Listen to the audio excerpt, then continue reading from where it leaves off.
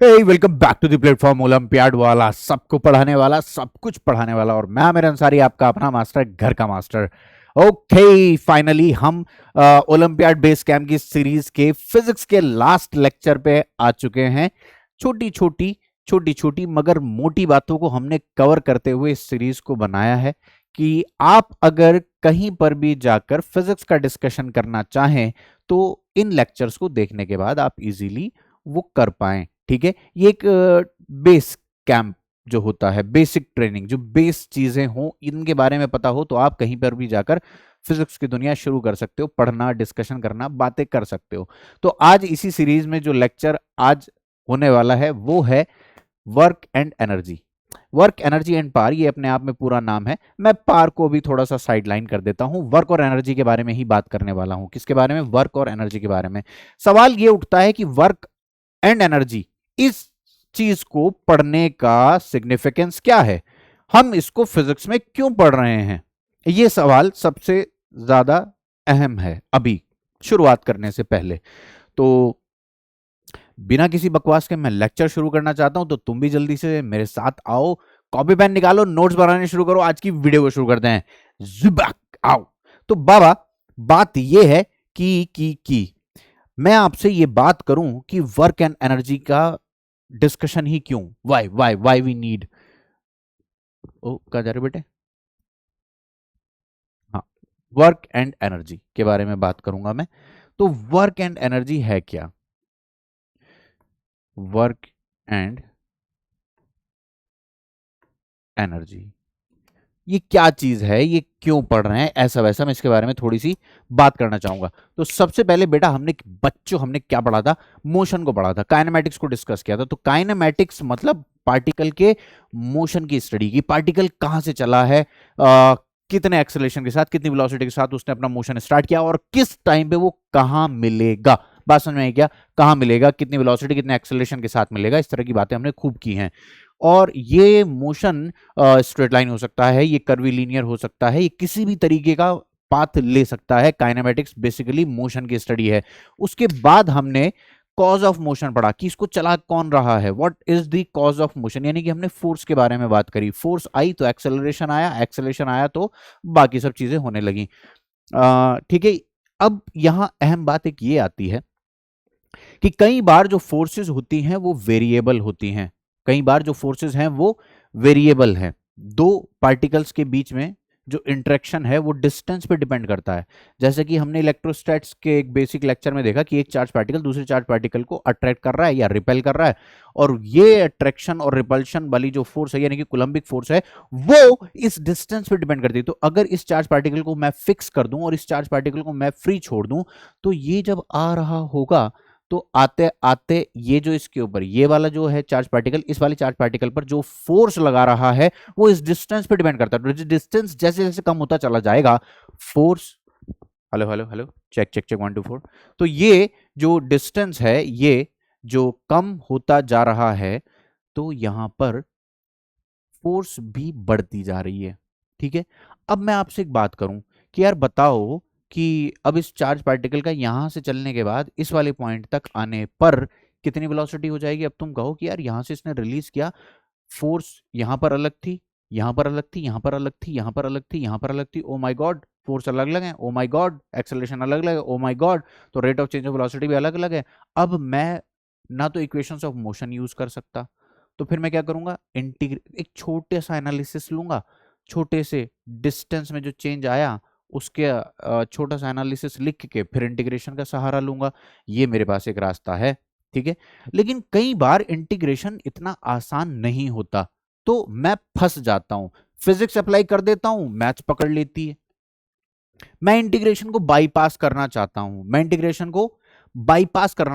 Initial और final level पे direct बात करना चाहता हूं। मैंने कहा हटाओ इस बीच की बात को, मुझे तो इनिशियल और फाइनल के बीच, इनिशियल पॉइंट और फाइनल पॉइंट बता दो बस। और मैं कुछ ऐसा करूं कि इनिशियल और फाइनल, ये यहां इनिशियली था और फाइनली ये यहां पर था, तो इन दोनों पॉइंट के बीच बस बारे में बात हो रही है। बीच में कैसे चल के आया, कैसे नहीं आया, अपने को कोई मतलब ही नहीं साला। तो मैं तो सिर्फ ऐसे कुछ बात करना चाह रहा हूं कि कभी अगर ऐसी दुनिया हो जाए जहां पर फोर्स वेरिएबल हो रही हो, एक्सेलरेशन वेरिएबल हो रहा हो, तो इन सब बातों को करना थोड़ा मुश्किल हो सकता है। तो इंटीग्रेशन बेसिकली हमारा तेल निकाल देगा। तो उस अगर इंटीग्रेशन से मैं बचना चाहता हूं तो मैं कुछ एक ऐसे मेथड यहां पर अभी डिस्कस करने जा रहा हूं। कुछ ऐसे मेथड्स हम यहां पर अप्लाई करेंगे कि जिनसे डायरेक्ट सवाल होगा एक लाइन में इंटीग्रेशन से बाईपास होकर। कुछ केसेस में, not in each and every case, लेकिन बहुत सारे केसेस जो हमारी फिजिक्स की दुनिया है, यहाँ पर जो एग्जाम हम फोकस कर रहे हैं, उन सभी एग्जाम्स में वो सारे सवाल एनर्जी से जुड़े भी सॉल्व हो सकते हैं। वो एनर्जी वाले मेथड से भी जुड़ के सॉल्व हो सकते हैं। तो हम क्यों इंटीग्रेशन करें, क्यों एक्सेलरेशन के बारे में बात करें, जब हम डायरेक्ट एनर्जी वाले मेथड से उस वाले सवाल को कर पाएंगे। तो समझने वाला पॉइंट ये है कि अगर आपने इस एनर्जी वाले मेथड को समझा तो आप उन्हीं सारे सवालों को जो आप काइनेमैटिक्स में कर रहे हो, बड़े बड़े इंटीग्रेशन वाले प्रोसेस के साथ, कुछ सवालों को, इनफैक्ट 60% सवालों को आप एनर्जी वाले मेथड से एक एक लाइन में सॉल्व कर सकते हो। मजा ना आ जाए तो पैसे वापस, मजा ना आ जाए तो पैसे वापस। कौन से पैसे वापस? कोई से पैसे दिए ही नहीं, फ्री चल रहा है मामला। ओ भाई साहब, मजे मजे, आय हाय मजे मजे। तो भैया, वर्क एंड एनर्जी, सबसे पहले हमें वर्क एंड एनर्जी को समझना होगा। मैंने अभी आपके साथ ये डिस्कस किया है what is the importance of this topic, हम इसको पढ़ ही क्यों रहे हैं, what is the basic need of this topic. Okay, so let's start the topic work. तो पहले वर्क पढ़ लो कि वर्क क्या है, उसके बाद ना मजे ही मजे। ठीक है, आजा। तो वर्क पढ़ते हैं। बेसिकली वर्क, देखो राजू मेरे बच्चे, ये जो वर्क है ना, काम करना, आप क्या करते हैं जी? मैंने कहा जी मैं मास्टर हूं, काम करता हूं, तो मेरा वर्क है। ठीक है, बढ़िया है। एक बोले और जी क्या करते हो? कि जी बस सांस लेता हूँ, खाली बैठा रहता हूँ, क्या ये काम है? हम तो कहेंगे खाली, कहेगा सांस लेता हूँ जी, थकान होती है, फिर भूख लग जाती है, कम बात है, फिर उठ के खाना खाता हूँ, तो वो भी कुछ काम कर रहा है। एक आदमी बैठा है, बैठने की ही ड्यूटी है हमारी नज़र में, तो क्या कुछ काम धंधा करता नहीं, बैठा रहता है। लेकिन एक आदमी की ड्यूटी ही बैठने की, बस बैठ के वॉच करने की है, कौन क्या कर रहा है, मालिक लोग, मतलब मालिक लोग। तो खाली बैठे हैं, ऐसे देख रहे हैं बस। तो भाई उनकी नज़र में जॉब है। तो भैया वर्क जो है वो किसी की नज़र में हो सकता है वो काम हो, और हो सकता है किसी की नज़र में वो काम ना हो, लेकिन सब चीजें कुछ ना कुछ चली रही हैं। एक कोई लिख रहा है, लिखना भी वर्क है। हो सकता है तुम नोट्स बना रहे हो, अगर तुम मेहनती बच्चे हो एकदम, अभी वरना तुम निठल्ले बच्चे हो तो बैठ के ऐसे देख रहे होंगे, पढ़ा रहा है, अच्छा वर्क समझा रहा है, अच्छा। तो अगर तुम काम वाले बच्चे हो, बढ़िया जज्बे वाले बच्चे हो, तो तुम नोट्स बना रहे होंगे। तो मेरी बात सुनो, तो काम चल ही रहा है कुछ ना कुछ, लेकिन फिजिक्स की नजर से हर एक, मैं ये कहना चाहता हूं, हर कोई काम कर रहा है, लेकिन किसी की नजर में वो काम है और किसी की नजर में वो काम नहीं है। तो फिजिक्स ने यहां पर, फिजिक्स वाली दुनिया में यहां पर जो बात चल रही है, वर्क को डिफाइन किया गया एक अंदाज से, एक अलग अंदाज में। कहा कि वर्क डन कैलकुलेट किया जाएगा किसी फोर्स का। सबसे पहली बात, सांस लेना, लिखना, खाना पीना, खाना पचाना, खाना कर देना, वो सब बाद की बात है। मतलब वो सब बाद की बात है क्या, वो सब हमारे लिए वर्क डन में काउंट नहीं होती। हम तो फिजिक्स में बात कर रहे हैं वर्क की। किसकी बात कर रहे हैं? फिजिक्स में बात कर रहे हैं वर्क की। तो इन्होंने कहा वर्क डन कैलकुलेट होगा किसी फोर्स का, वर्क डन कैलकुलेट होगा किसी फोर्स का। तो सबसे पहली बात तो ये समझो कि work is always calculated for a force. अब वो कैसे काउंट किया जाता है? तो ये ऐसे काउंट किया जाता है कि एक फोर्स है एफ, हेलो हेलो, तो ये फोर्स है एफ और ये किसी पॉइंट पर लग रही है। ये फोर्स जो है वो किसी पॉइंट पर लग रही है। अब जिस पॉइंट पर लग रही है, अगर इस फोर्स ने उस पॉइंट को डिस्प्लेस किया तो वर्क डन होगा, वरना तो नहीं होगा। मेरे शब्दों पे बहुत बहुत बहुत ये अपने कान खड़े करके बहुत ध्यान से इन बटन जैसी आंखों को चाहे खोलो चाहे बंद करो, लेकिन कान खोल के मेरी बात ध्यान से सुन लो कि work done is always calculated for a force. Work done is always calculated for a force, और वो फोर्स का वर्क डन भी सिर्फ तब कि जिस पॉइंट पर वो फोर्स लग रही है, अगर वो पॉइंट मूव किया, डिस्प्लेस हुआ, तो वर्क डन होगा, वरना तो नहीं होगा। सर मेरी कुछ समझ में नहीं आया। बात तो इतनी है, अगर तुम कह रहे हो कि नहीं समझ में आया तो मैं इसी पॉइंट को रिपीट कर सकता हूँ। रिपीट क्यों करूँ, ये तो वीडियो है, रिकॉर्ड रिपीट करके देख लो तो समझो बात को। तो अब जो ये बात है ना कि ये जो फोर्स है ये किसी एक पॉइंट पर लग रही है, पॉइंट ऑफ एप्लीकेशन है, और ये पॉइंट ऑफ एप्लीकेशन मतलब ये कोई बॉडी मान लीजिए आप, ये कोई बेटा बेटा ये कोई बॉडी मान लीजिए, बेटा बेटा बेटा मान लीजिए बॉडी है ना, और फोर्स इसके ऊपर लग रही बेटा बेटा बेटा, ये जिस पॉइंट पर लग रही है, अगर इस फोर्स ने इतना दमखम दिखाया कि इसको डिस्प्लेस करके आगे ले गया, तो इनिशियली ये कहाँ था, यहां पर, फाइनली ये कहां पर है, यहां पर, यहां जा जहां जा जहां जा जहां जा, तो इसने कोई डिस्प्लेसमेंट करके दिखाया कि नहीं दिखाया, यहां से लेकर यहां तक। तो मैं अगर आपको कहूं कि ये डिस्प्लेसमेंट जो हो रहा है राजू भैया, डिस्प्लेसमेंट जो हो रहा है राजू भैया, वो यहां से लेकर कहीं यहां तक हो गया, ये डिस्प्लेसमेंट है, डिस्प्लेसमेंट, डिस्प्लेसमेंट। तो वर्क डन को कुछ ऐसे डिफाइन किया गया है, वर्क डन को कुछ ऐसे डिफाइन किया गया है फिजिक्स की दुनिया में, work done bye is always calculated for a force, और वर्क को कैसे लिखा गया है,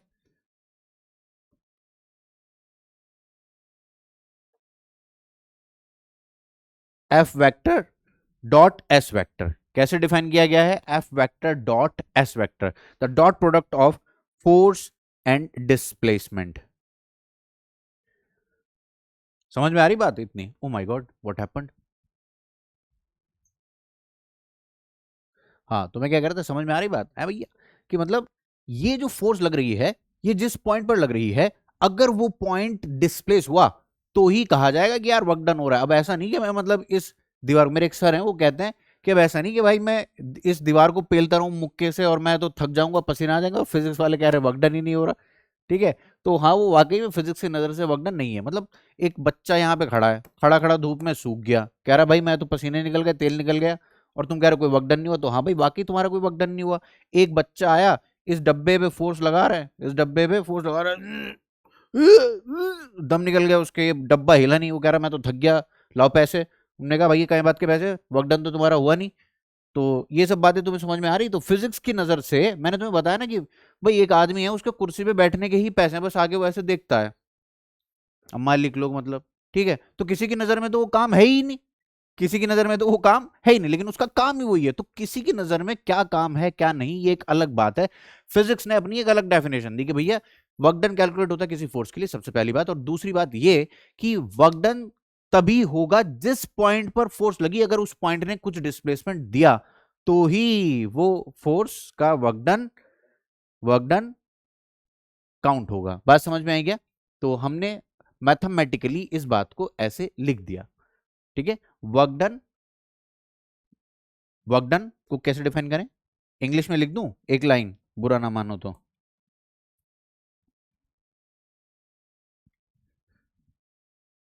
दमा पेन थोड़ा सा मोटा कर लेते हैं।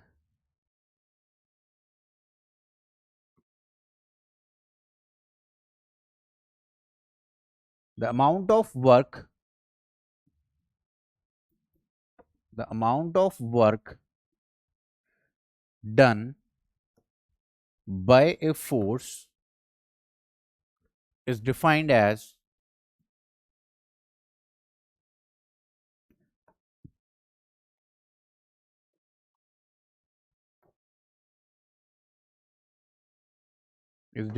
the dot product of force and displacement। समझ में आया आपको? Is defined as the dot product of force and displacement. अब इसके अंदर कुछ कहानियां हमें समझनी है कि ये जो हमने लिख दिया है work, work F vector dot S vector, ये एक स्केलर है, तो वर्क डन जो है इसकी कोई यूनिट, कोई यूनिट, क्या बोल रहा हूँ, इसकी कोई यूनिट होती है, ठीक है, इसकी कोई डायरेक्शन नहीं होती, एक स्केलर होता है लेकिन इसकी यूनिट होती है, ठीक है। तो यूनिट क्या हो जाएगी आपको दिख रहा होगा, या पहले तो इसको ऐसे लिखो, अच्छा लगेगा तुम्हें, तुम्हारे दिल को शांति मिलेगी। इसको वेक्टर को जब मैं थोड़ा सा एक्सपैंड करूंगा तो ये हो जाएगा F S cos theta, F S cos theta, ठीक है बाबा। तो ये इसी को मतलब ऐसा है कि इस ऑब्जेक्ट पर आपने फोर्स लगाई है ऐसे, समझे राजू भैया, और ऐसे आपने फोर्स लगाई है, ये जो है वेक्टर का साइन है, और ये जो पार्टिकल डिस्प्लेस हो रहा है, ये जो ब्लॉक डिस्प्लेस हो रहा है, ये किसी इस डायरेक्शन में हो रहा है। बात समझ में आई क्या? ये है डिस्प्लेसमेंट वेक्टर, ये कौन है, डिस्प्लेसमेंट वेक्टर, ठीक है। अब एफ वेक्टर और डिस्प्लेसमेंट वेक्टर का डॉट प्रोडक्ट, एफ वेक्टर और डिस्प्लेसमेंट वेक्टर का डॉट प्रोडक्ट कर देना है। तो ये जो एंगल है इनके बीच में, ये वाला कॉस थीटा, ठीक है। बात समझ आई क्या? बात बढ़िया बढ़िया बढ़िया भाई, बहुत बढ़िया बात है। ये मास चाहे कुछ भी हो, डजंट मैटर, मैं इसके बारे में कोई बात नहीं करूंगा। बस ये फोर्स जो लगी और जितना डिस्प्लेसमेंट हुआ एफ एस कॉस थीटा, वो वर्क डन है। तो ये क्या हो गई? स्केलर हो गई बात। कैसी बात होगी? Work done is scalar, work done is scalar, work done is scalar, work done is scalar. और मेरे भैया मेरे भैया मेरे भैया, तुम्हें लगेगा न्यूटन मीटर इसकी यूनिट हो जानी चाहिए, लेकिन Newton metre is not so cool, is so old school. तो मैं इसको न्यू स्कूल में क्या बना दूंगा? जूल बना दूंगा, जूल। जूल, समझ में आई बात? जूल। तो ऐसा यूनिट है इसकी जूल। वर्क डन की ऐसा यूनिट क्या हो गई? जूल हो गई। ये कौन है भैया? ऐसा यूनिट है, ऐसा यूनिट, ऐसा यूनिट, ऐसा यूनिट ले लो। और एक और यूनिट है अर्ग। जैसे मीटर है एसआई और सेंटीमीटर है सीजीएस, तो इसी तरह जूल है एसआई, अर्ग है सीजीएस। तो अर्ग ये कौन सी यूनिट है? CGS unit, CGS unit. ठीक है राजू भैया। और यहाँ पर एक और बात आप प्लीज नोट करिए, प्लीज प्लीज नोट करिए कि एक जूल में होते हैं 10 raised to the power 7 अर्ग। जैसे एक मीटर में होते हैं 100 सेंटीमीटर, इसी तरह यहाँ पर होते हैं 10 raised to 7 अर्ग्स। समझ में आई बात? 10 raised to 7 अर्ग। बहुत बढ़िया, मजे ही आ गया भाई, मजे ही मजे, मजे ही मजे, मजे ही मजे। अब आप बात समझ लीजिए कि वर्क डन ना स्केलर क्वांटिटी है, और ये पॉजिटिव नेगेटिव जीरो कुछ भी हो सकता है। हाँ सच्ची सच्ची, मेरी बात सुनो, मेरी बात सुनो, इधर देखो भाई। इस डब्बे पे तुमने फोर्स लगा दी, इस डब्बे पे तुमने फोर्स लगा दी। इसको मैं पहले 3 बार कॉपी कर लेता हूँ। इस बार मैं इसको 3 बार कॉपी कर लेता हूँ। एक बार आपने इसके ऊपर फोर्स लगाई ऐसे, और ये डब्बा भी डिस्प्लेस हो गया ऐसे। समझ में आ गई बात? तो वर्क डन कितना हो गया राजू? रे राजू राजू राजू। तो work done by F1, work done by F1, मैंने कहा ना, it is always calculated for a force, it is always calculated for a force F1 is equal to, तो इसको ऐसे लिखोगे F1s, और एंगल कितना है इन दोनों के बीच में? सर जीरो है सर। तो ये कितना आ गया? F1 इंटू एस, और ये कैसा है? पॉजिटिव है। हाँ ये कैसा है? पॉजिटिव है, पॉजिटिव है। अब यहां पर मैंने इस पर फोर्स लगाई ऐसे, ठीक है, ये है F2, और ये डिस्प्लेस हो गया इधर। तो इन दोनों के बीच में एंगल कितना है? राजू मेरे बच्चे बता क्यों नहीं देते? बता क्यों नहीं देते? बता दो ना प्लीज बेटा, प्लीज बता दो बेटे। एफ एस कॉस 180, इन दोनों के बीच में एंगल कितना है? 180 डिग्री। तो कितना आ गया ये? F2s cos 180, and cos 180 is -1। तो भैया इस वाली फोर्स का इस वाले डिस्प्लेसमेंट में योगदान नहीं था, बल्कि और ऑपोजिशन था। इस वाले में इस फोर्स का कंट्रीब्यूशन है, तो उसने कुछ काम किया है, वो है पॉजिटिव वर्क डन। कैसा काम है वो? पॉजिटिव वर्क डन है। लेकिन इस वाली फोर्स ने जब डिस्प्लेसमेंट के ऑपोजिट लग गई, तो वो वर्क डन थोड़ी करवा रही है, वो तो वो एनर्जी और खा रही है, ऐसा समझो बात को। तो इस वाली फोर्स का वर्क डन पॉजिटिव ना होकर नेगेटिव कहा जाएगा। मेरी फोर्स का वर्क डन पॉजिटिव तब कहा जाएगा जब मैं जिस डायरेक्शन में फोर्स लगा रहा हूँ उसी डायरेक्शन में डिस्प्लेसमेंट हो, तो मेरी फोर्स का वर्क पॉजिटिव कहा जाएगा। और अगर मैं इधर ही फोर्स लगा रहा हूँ और इधर ही डिस्प्लेस हुआ जा रहा हूँ, तो भैया मेरी फोर्स का वर्क नेगेटिव हो जाएगा। बात समझ में आ गई क्या? बहुत शानदार। तो एक फोर्स लगी ऐसे, ये है F3, और यहाँ पर कुछ और फोर्स थी या जो भी थी, किसी भी कारणवश ये इधर डिस्प्लेस हो गया। इस वाले में बच्चा कहता है मास्टर तू पागल है क्या? मैंने कहा भाई क्या बात होगी, नाराज क्यों हो रहे हो? कहने लगा मास्टर फोर्स लगाई ऐसे डिस्प्लेस करवा रहा है, ऐसे ऐसे कैसे पॉसिबल है? तो यहाँ किसी और ने डिस्प्लेस करा दिया, तुमने खींच लिया, लो F4 से खींच लिया, लो तुमने धक्का दे दिया। तो यहाँ पर अगर मैं F3 का वर्क डन लिखूंगा, तो जरा बताना कि डिस्प्लेसमेंट में और F3 में कितना एंगल है? सर 90 है। तो cos 90 कितना होता है बच्चों? सर 0 होता है।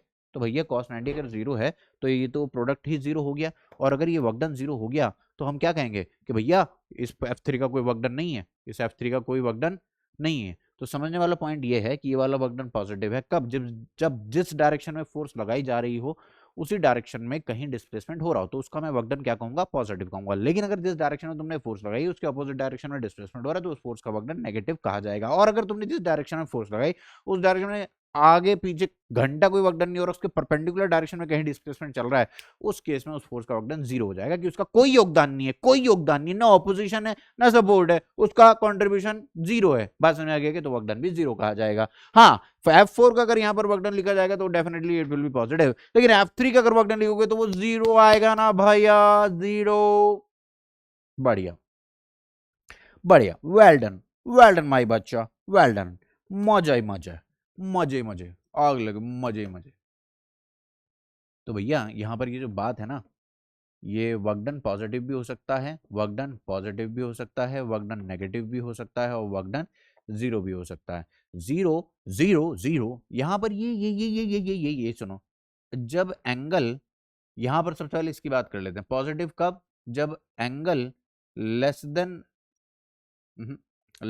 90 डिग्री हो, ग्रेटर देन और इक्वल टू 0 डिग्री हो। जब तक 0 से 90 के बीच में रहेगा, सोच के देख लो, सोच के देख लो, कॉस की बात भी गोली मारो तुम, तो सोच के देख लो कि ये वाली फोर्स इधर लग रही है और यहाँ इस डायरेक्शन में डिस्प्लेसमेंट हो रहा है, ये एंगल थीटा है, तो फोर्स का कुछ तो कंट्रीब्यूशन होगा इसको इधर डिस्प्लेस कराने में। अरे बोलो हाँ या ना बेटे, मेरे बच्चे इधर सुनो, बेटे इधर देखो, इस फोर्स का एक कंपोनेंट कुछ तो होगा इस डिस्प्लेसमेंट की साइड, होगा या नहीं होगा, होगा या नहीं, अगर है उसी डायरेक्शन में कोई भी कुछ भी साला कुछ तो कंट्रीब्यूशन होगा इस डिस्प्लेसमेंट में, तो उसका वर्क डन क्या कहूंगा मैं, उस वाली फोर्स का वर्क डन क्या कहूंगा कि भाई ये पॉजिटिव है, पॉजिटिव है वर्क डन, हाँ पॉजिटिव। और भैया अगर यहाँ पर एंगल आपने कर दिया 90 से ज्यादा, अब वक्त आग लग गई दुनिया में, अगर आपने 90 से ज्यादा कर दिया और 180 डिग्री से कम या 180 डिग्री का बराबर कर दिया, मतलब ये कुछ ऐसी बात हो रही है, ऐसी बात हो रही है, देखो बच्चों, हे बेटा हे बेटा ए बेटा ए बेटा ए बेटा ए बेटा ए बेटा ए बेटा ए बेटा ए बेटा, और आई एम सॉरी, डिस्प्लेसमेंट हो गया इधर। अब यार ये एंगल जो है ये 90 डिग्री से ज्यादा हो गया लेकिन 180 डिग्री से कम है। अब यार इस फोर्स का कोई तो कंपोनेंट इस वाले डिस्प्लेसमेंट का ऑपोज ही कर रहा होगा, सपोर्ट करने का तो सवाल ही नहीं उठता। मेरी बटन जैसी आंखों से भी ये बात साफ साफ नजर आती है। और भाई इसको हटा फोर्स को, तब ये डिस्प्लेसमेंट कुछ अच्छा कर पाएगा, क्योंकि ये तो इसका अपोज कर रहा है, होने ही नहीं दे रहा, तो अपोज कर रहा है, तो इस वाली फोर्स का वर्क डन नेगेटिव कहा जाएगा। कब की बात हो गई, ये जब एंगल 90 डिग्री से ज्यादा है, 180 डिग्री से कम है या 180 डिग्री के बराबर है। मास्टर तूने यहां पर भी इक्वालिटी का साइन नहीं लगाया और यहां पर भी नहीं लगाया। हाँ बेटा ये बिल्कुल सही बात है, मैं 90 को अलग से डिस्कस करने वाला हूं, क्योंकि जब थीटा 90 हो जाता है तो उस वाले केस में उस वाली फोर्स का कोई वर्क डन नहीं होता। जैसे कि एक आदमी अपने सर पर एक अटैची सूटकेस रख के जा रहा है, चले जा रहा है, ठीक है, भागा जा रहा है, समझे राजू?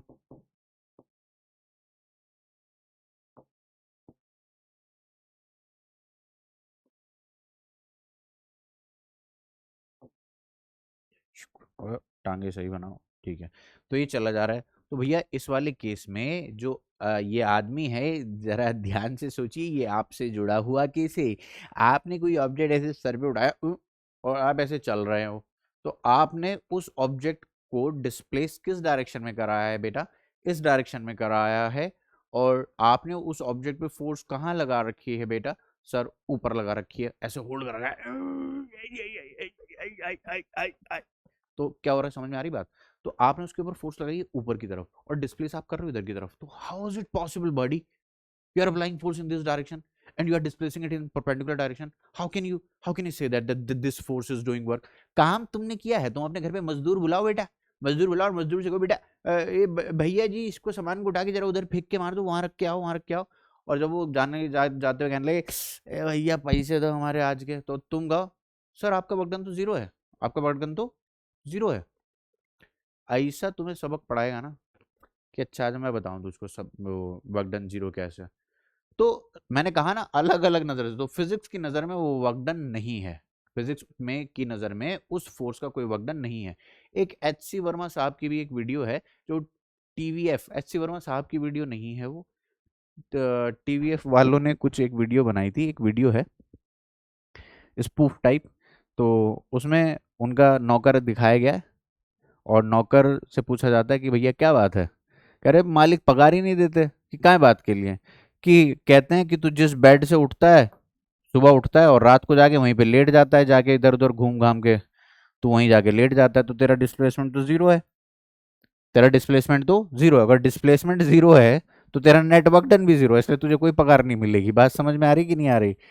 तो एक केस और है जीरो होने का, एक केस तो ये रहा, और जीरो होने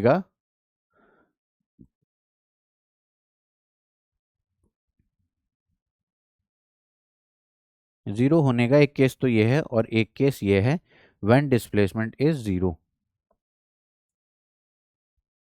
अच्छा, इसके अंदर भी कुछ बातें हैं कि कुछ फोर्स का वर्क डन जीरो होता है। चलो फिलहाल इसको यहीं पे छोड़ देते हैं, एंगल की बात करके मैं आपको भी समझाऊंगा। डिस्प्लेसमेंट अगर जीरो हो जाए, राउंड ट्रिप घूम के आओ इधर उधर इधर उधर, तो वर्क डन जीरो कहा जाना चाहिए। अब किस फोर्स का कहा जाना चाहिए और किस फोर्स का नहीं, इसके बारे में भी मैं बात करूंगा। Don't worry, don't worry at all. तो यहां पर तुम्हें वर्क डन के बारे में इतनी बातें समझ में आई कि वर्क डन जो होता है मेरे भाई, वो पॉजिटिव, नेगेटिव और जीरो कुछ भी हो सकता है। Work done may be positive, may be negative and may be zero, and it is always calculated for a force. It is always calculated for a force. और इसको डिफाइन भी ऐसा किया गया है कि जिस पॉइंट पर आपने वो फोर्स अप्लाई की, यानी कि जो point of application of force है, उसको मूव करना चाहिए, उसको कुछ डिस्प्लेस होना चाहिए अपनी जगह से। अगर वो डिस्प्लेस होगी तो ही वर्क डन की बात हो पाएगी। अगर वो डिस्प्लेस ही घंटा नहीं कुछ हुआ तो डिस्प्लेसमेंट जीरो। हाँ, ये वाली बात में आप कह सकते हो, ठीक है, when point is not displace at all, और या तो zero if theta is equal to 90 degree, और when point of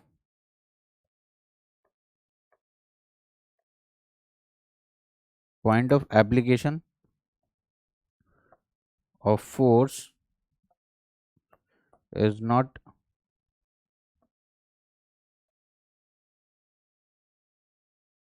moving at all. ठीक है, ये वाली बात बहुत बढ़िया, मजा ही आया, मजा ही आ गया। ठीक है राजू भैया, इतनी बात समझ में आई।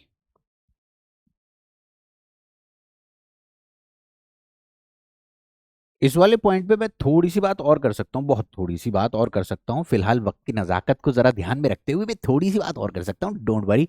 देखो भाई, जैसे कि हम बात कर रहे हैं कि एक ऑब्जेक्ट पर ये जो फोर्स लग रही है किसी एंगल पर, और इस डायरेक्शन में क्या हो चुका है, डिस्प्लेसमेंट। ठीक है, तो ये जो थीटा हम लगा रहे हैं, इसके दो कंपोनेंट हैं। मैंने आपको एक तो बताया कि ये कौन, या बता रहा हूं ये कौन है, एफ कॉस थीटा, और ये वाला कौन है, एफ साइन थीटा। तो आप थोड़ा सा अगर ध्यान दो कि F sine theta does not contribute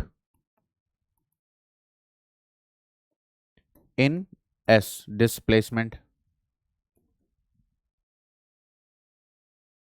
और यहां पर जो एफ कॉस थीटा है कंट्रीब्यूट्स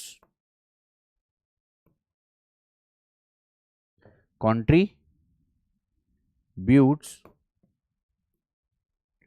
इन एस डिस्प्लेसमेंट। समझ में आई बात आपको? आगे की बात समझो, आगे की बात समझो। मैं ये कहूं कि अगर सारी फोर्स ही इधर आ जाए, मतलब एफ साइन थीटा के अलोंग ही लगने लग जाए, तो ये वर्क डन जीरो वाली बात है। तो ये ऐसा कौन सा केस है? देखो भाई, एक जो पार्टिकल को मैं ऐसे बांधूं, और एक पार्टिकल को ऐसे बांधूं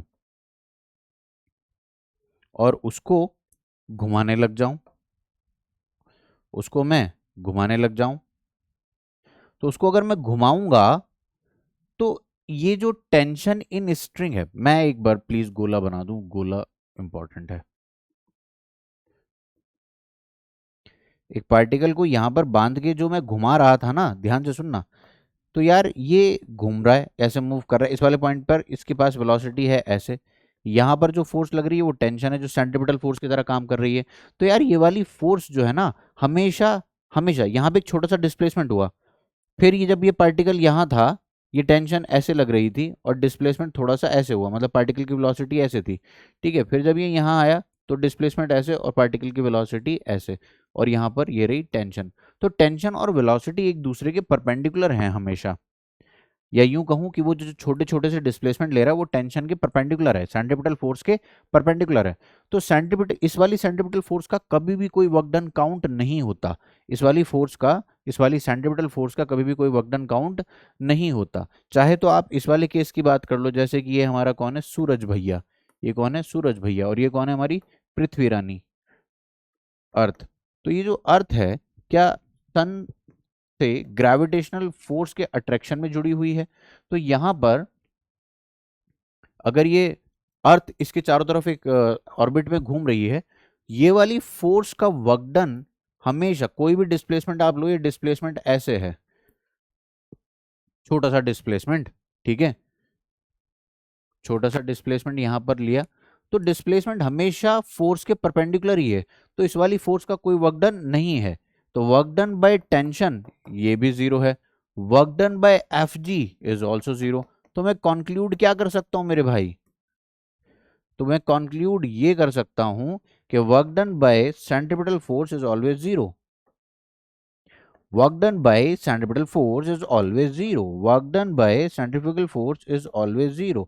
Work done by centrifugal force is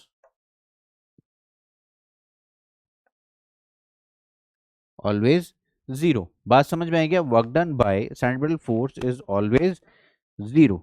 ठीक है राजू भैया, इतनी बात क्लियर हो गई?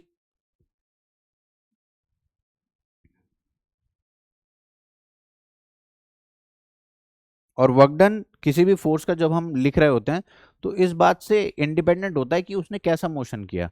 मतलब बीच में एक्सेलरेशन क्या हुआ, वेलोसिटी, रिटार्डेड, एक्सेलरेटेड, कैसा मोशन था, इस बात से कोई फर्क नहीं पड़ता। ठीक है, तो वर्क डन जब हम किसी फोर्स का कैलकुलेट कर रहे होते हैं, work done bye a force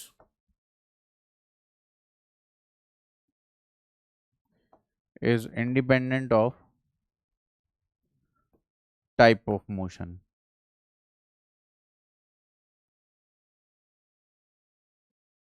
work done by force is independent of type of motion, मतलब रिटार्डेड है, एक्सेलरेटेड है, मतलब वी कांस्टेंट है, और वी इंक्रीजिंग है, मतलब एक्सेलरेटेड है,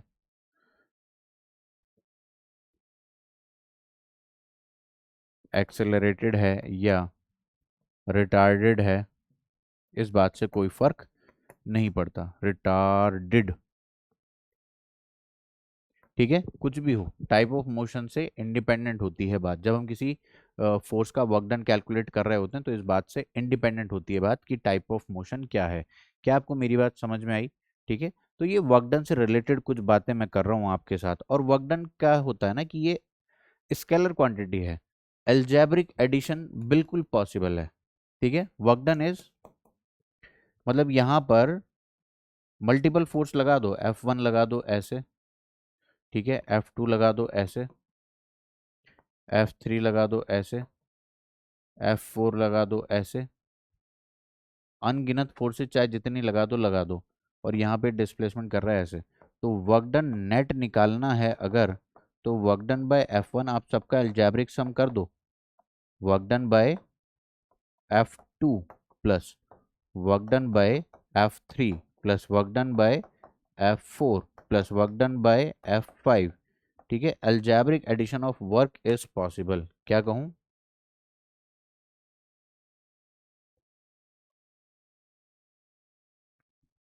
algebraic, algebraic, algebraic addition of work done, algebraic addition of work done is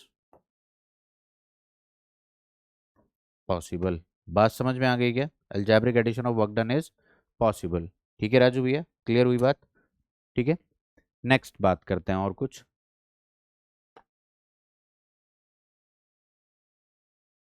अच्छा, एक और क्लासिक केस है इसका कि वर्क डन जीरो वाले केस में, ये वाला पॉइंट मैंने आपको बताया, ये इंपॉर्टेंट, ये इंपॉर्टेंट। एक और केस है, if body is in equilibrium, if the body, equilibrium का मतलब तो समझते हो ना, if the body is in equilibrium,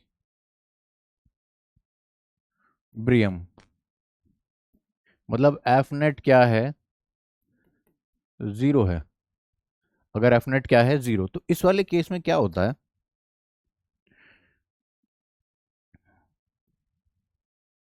इस वाले केस में क्या होता है कि जो ये बॉडी है, यहाँ से एक फोर्स लगी F1, यहाँ से एक फोर्स लगी F2, तो ये F1 F2 इक्वल हो तो एफ नेट क्या हो जाएगी, जीरो। अगर एफ नेट जीरो हो गई तो वर्क डन नेट क्या हो जाएगा, जीरो। लेकिन इंडिविजुअल फोर्सेस का जो वर्क डन है वो नॉन जीरो होगा।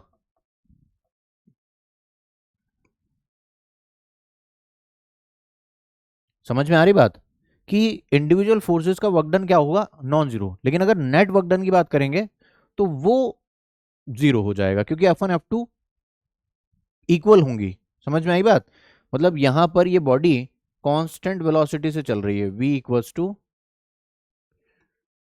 कांस्टेंट। समझे आप। तो ये कुछ केसेस हैं। अब अच्छा, ये वर्क डन जो कैलकुलेशन है, वर्क डन की कैलकुलेशन,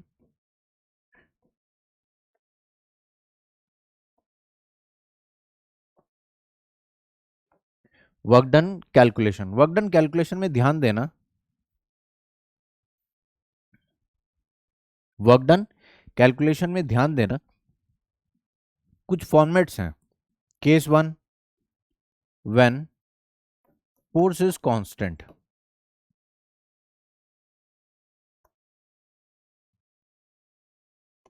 जब फोर्स कांस्टेंट है तो आप डायरेक्ट लिख सकते हो एफ एस कॉस थीटा। लेकिन अगर फोर्स वेरिएबल हुई, व्हेन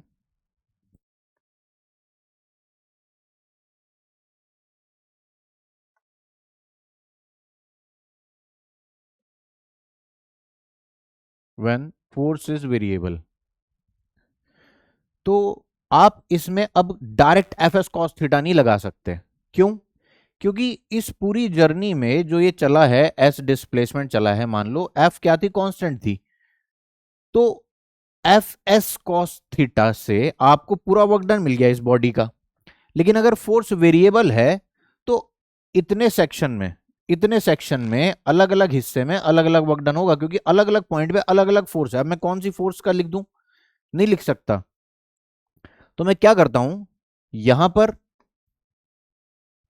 डीएस डिस्प्लेसमेंट कंसीडर करता हूं जनरल, किसी पॉइंट पर एक्स पे जाकर मैं कोई डीएक्स कंसीडर करता हूं, तो छोटा सा वर्क डन लिखा जाता है इस इतने से रीजन में। इस इतने से रीजन में मैं वर्क डन लिख देता हूं डी डब्ल्यू। ये छोटा सा वर्क डन लिखा जाता है। अब ये छोटा सा वर्क डन कौन सा, जो इस पॉइंट पर फोर्स थी, इस पॉइंट पर यहां पर जो फोर्स लग रही थी, वो फोर्स, जो फोर्स इस पॉइंट पर है, और वो फोर्स और वो छोटा सा डिस्प्लेसमेंट dx, ये फोर्स और इस जिस पॉइंट पर ये फोर्स लग रही थी उस पॉइंट पर जो छोटा सा डिस्प्लेसमेंट हुआ dx, उन दोनों का प्रोडक्ट लिख दिया मैंने F dot dx, F dx, F vector dot ds कह दो, छोटा सा displacement ds vector, F vector dot ds vector. तो ये छोटा सा वर्क डन हो गया, छोटा सा क्या हो गया, वर्क डन। समझे वो, फिर एस, छोटा सा वर्क डन, छोटा सा dw। हालांकि वर्क डन इंस्टेंटेनियस जैसी कोई बात नहीं होती, ठीक है, टोटल वर्क डन की ही बात होती है, नेट वर्क डन की बात होती है। इस छोटे से dw का, ये तो इनफाइनाइटली स्मॉल वर्क डन, छोटा सा वर्क डन ds डिस्प्लेसमेंट में जो हुआ एफ डॉट ds वो लिखा गया है। और आप कहो कि किसी इंस्टेंट पे जाके बस dx मोमेंट में वो क्या वहां पर वर्क डन होगा, उसकी कोई बात नहीं होती, वो नॉनसेंस बात है। तो ओवरऑल मुझे क्या करना पड़ेगा, यहां पर इंटीग्रेशन की हेल्प लेनी पड़ेगी। कब, when the force is variable, integration help करेगा। बात समझ में आई है आपको, ठीक है। तो आपको मैंने बताया अगर फोर्स कांस्टेंट है तो आप डायरेक्ट लिख सकते हो एफ एस कॉस थीटा, और अगर फोर्स वेरिएबल है तब आप डायरेक्ट नहीं लिख सकते, तब आपको करना पड़ेगा F D x, F D x, ठीक है। ये वर्क डन कैलकुलेशन की ही बातें कर रहा हूं मैं, इससे ज्यादा और कुछ नहीं। छोटे छोटे से केसेस डिस्कस कर लें कि ये एम मास का ऑब्जेक्ट है, यहां से इसको फ्री फॉल कराया, फ्री फॉल, और ये एच हाइट नीचे आकर गिर गया, एच हाइट नीचे आकर गिर गया, ये फ्री फॉल करते हुए नीचे आ रहा है, ठीक है। तो mg का work done by gravitational force, उसके ऊपर एक mg तो लग रही हुई है ना, जिसके इन्फ्लुएंस में नीचे आ रहा है, कौन है वो, mg। तो work done by gravitational force, मैंने आपको बताया कि वर्क डन तो हमेशा किसी फोर्स के लिए ही कैलकुलेट होता है। तो work done by gravitational force की अगर मैं बात करूं तो नीचे की तरफ क्या फोर्स है, mg, और वो कितना डिस्प्लेसमेंट करवा रहा है, h। कितना डिस्प्लेसमेंट करवा रहा है, h। ठीक है। और अब मैंने आपको बताया कि टाइप ऑफ मोशन पे डिपेंड नहीं करती। अगर मैं कोई फोर्स ऊपर की तरफ भी लगा लूं, फॉर एग्जांपल मैंने कोई फोर्स ऊपर की तरफ भी लगा ली, मैंने कोई फोर्स ऊपर की तरफ भी लगा ली, इस केस में मैंने एक फोर्स ऊपर की तरफ लगा ली जो कि mg के ही बराबर थी, मान लीजिए। ठीक है, तो अब ये नेट फोर्स क्या हो गई, F equal to M G, मैंने अप्लाई करी, ये केस है, ऐसे एग्जाम्पल डिस्कस कर रहा हूँ। एग्जाम्पल इक्विलिब्रियम वाली बात हो गई, कौन सी बात हो गई, इक्विलिब्रियम। तो यहां पर आपको क्या देखने के लिए मिलेगा कि वर्क डन, और ये एच हाइट ही नीचे गिर के आई, एच हाइट नीचे गिर के आई, 10 मीटर पर सेकेंड से आए और 100 मीटर पर सेकेंड से आए। मेरे पास स्पेस नहीं थी, वरना मैं 10 20 जीरो और लगा देता, इतनी स्पीड से आए। तो वर्क डन बाय एफ और work done by M G की बात करें, ये कांस्टेंट है। तो work done by M G कितना होगा, एम जी एच पॉजिटिव, और वर्क डन बाय एफ कहो तो क्या होगा, minus M G H, minus M G H. Net work done तो जीरो हो गया, नेट वर्क डन क्या हो गया, जीरो। ठीक है। तो आपको बात ऐसे समझ में आनी चाहिए कि कैसे क्या समझानी, सब कुछ तो समझा दिया, कुछ बचा ही नहीं। कांस्टेंट स्पीड से आ रहा है, चाहे 10 से आए चाहे 100 से आए, कोई फर्क ही नहीं पड़ता। तो वर्क डन कैलकुलेशन की बेसिकली बात इतनी है, अगर आपको ये बातें समझ में आ गई तो। ठीक है। अब मैं फोर्स को वेरिएबल बना के इंटीग्रेशन करूं तो और डेप्थ में हम जा सकते हैं, टाइम लगा सकते हैं, लेकिन वर्क डन कैलकुलेशन की दुनिया यही है। अब मैं आपको कुछ एनर्जी से रिलेट करूंगा चीजें, कुछ एनर्जी की बातें करते हैं। और हाँ, दो तरह की फोर्सेस होते हैं, आप ये और सुन लो। फोर्सेस जो होती हैं, forces are of two types, जो बेसिकली कैटेगराइज करी गई हैं on the basis of work done.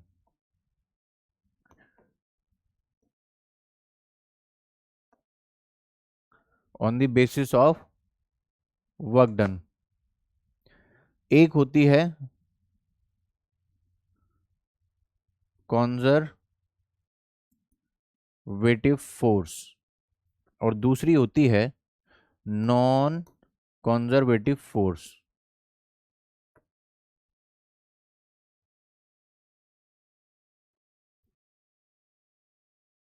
जो कंजर्वेटिव फोर्स है, ये वो फोर्स होती हैं जिनका वर्क डन पाथ पर डिपेंड नहीं करता।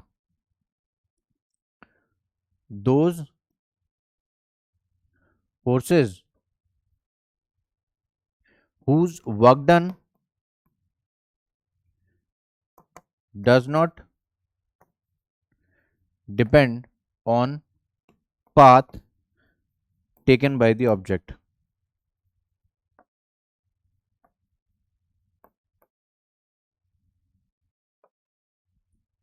और वहीं दूसरी तरफ नॉन कंजर्वेटिव फोर्स कौन सी होती हैं, those forces whose work done depends on the path taken by the object। आपको एग्जाम्पल से और फील आएगी, समझ में आई बात। एग्जाम्पल कौन सा है, एग्जाम्पल सुनो। एग्जाम्पल हैं इसके तीन ही हैं आपके सिलेबस में, जो आप आखिर तक पढ़ोगे। एक है स्प्रिंग फोर्स, ये वो फोर्स है कि आप पाथ की बात ही ना करो, पाथ की बात ही ना करो, पाथ से कोई मतलब नहीं है अपना। Work done bye spring force does not depend on path, work done bye spring force does not depend on path. फिर ग्रेविटेशनल फोर्स की बात कर लो, ग्रेविटेशनल फोर्स का भी कुछ ऐसा ही सीन है। इस फोर्स का वर्क डन भी पाथ पे डिपेंड नहीं करता, इस फोर्स का वर्क डन भी पाथ पे डिपेंड नहीं करता, इस फोर्स का वर्क डन भी पाथ पे डिपेंड नहीं करता। बात समझ में आनी चाहिए। चाहे तो सीधा नीचे ले आओ, चाहे इसको ऐसे टहला के लहरा के नीचे लाओ, चाहे इसको और ऊपर ले जाके फिर नीचे लाओ, कोई फर्क नहीं पड़ता। बस इनिशियल पोजीशन और फाइनल पोजीशन पे डिपेंड करती है बातें। कब? जब बात हो रही हो कंजर्वेटिव फोर्स की। तो कंजर्वेटिव फोर्स का वर्क डन पाथ पे डिपेंड नहीं करता, बस इनिशियल और फाइनल पोजीशन पर करता है। ठीक है, समझ में आ रही बात? और एक लास्ट फोर्स है coulombic force, electrostatic force, coulombic force, electric force. ठीक है, the interaction force between two charges, जिसके बारे में हमने बात की थी।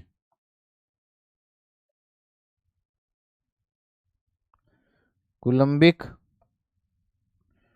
फोर्स, ये तीन फोर्स वो हैं जिनका पाथ से कोई लेना देना नहीं है। समझ में आई बात आपको?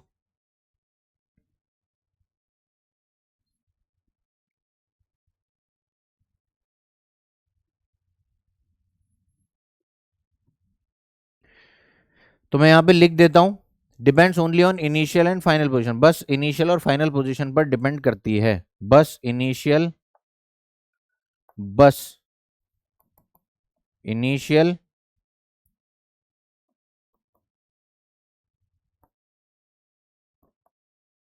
एंड फाइनल पोजीशन पर डिपेंड करता है।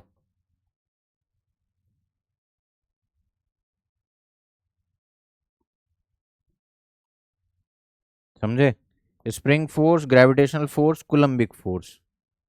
ठीक है,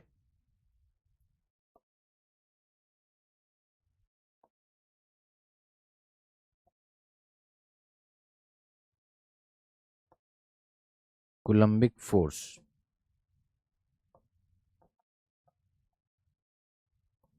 और ये वाली फोर्स के बारे में तुम सोचो, ऐसा कौन सा एग्जाम्पल होगा जो इसके अंदर लाई करे?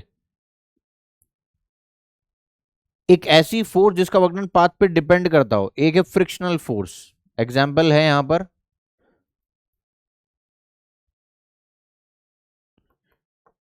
फ्रिक्शनल फोर्स, और एक और एग्जाम्पल है ऑल रेजिस्टिव फोर्सेस कह सकते हो, या वेलोसिटी डिपेंडेंट फोर्स कह दो। वेलोसिटी डिपेंडेंट फोर्स कौन सी force? Frictional force, air drag, air resistance कह सकते हो, एयर ड्रैग। ठीक है, एटसेट्रा, वेलोसिटी डिपेंडेंट फोर्स। ठीक है, तो ये है कुछ क्लासिफिकेशन फोर्सेस का on the basis of work done. On the basis of work done, work done की बेसिस पे हम फोर्सेस को कैसे डिफाइन कर सकते हैं? तो दो तरह की हैं, कंजर्वेटिव एंड नॉन कंजर्वेटिव। तो अभी तक हमने सीखा कि वर्क डन कोई चीज होती है, वर्क डन हम किसी फोर्स के लिए कैलकुलेट करते हैं। समझ में आई बात? टाइप्स ऑफ फोर्सेस हमने बताई ये हैं। एक डिस्कशन है एनर्जी का, उसके बाद हम एक लेआउट ड्रॉ करेंगे कि ये मेथड हमें, मतलब वर्क पर एनर्जी, ये जो वर्क एनर्जी है ये क्यों पढ़ रहे हैं। तो एनर्जी आपको पता है क्या है? एक बेसिक डेफिनेशन नाइन्थ क्लास में हर टीचर रटवा देती है बच्चों को, क्या? Capacity to do work, capacity to do work, capacity to do work. बस इतनी सी बात ही है। काम करने की एबिलिटी, क्षमता किसी के पास अगर है तो वो एनर्जी है। ठीक है, जिसके बेसिस पे वर्क डन होता है, कैपेसिटी टू डू वर्क।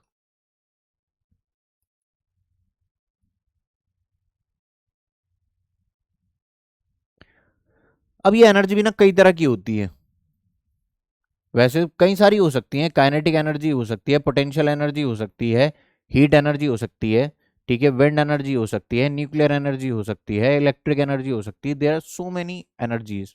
ठीक है, बहुत सारी। ठीक है, लेकिन हम यहाँ पे जो बात कर रहे हैं वर्क एंड एनर्जी में, इसमें जो हम बात कर रहे हैं वहां सिर्फ दो तरह की एनर्जी ही इस्तेमाल होंगी।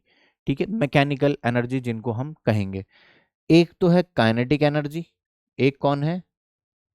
काइनेटिक एनर्जी, और एक है potential energy.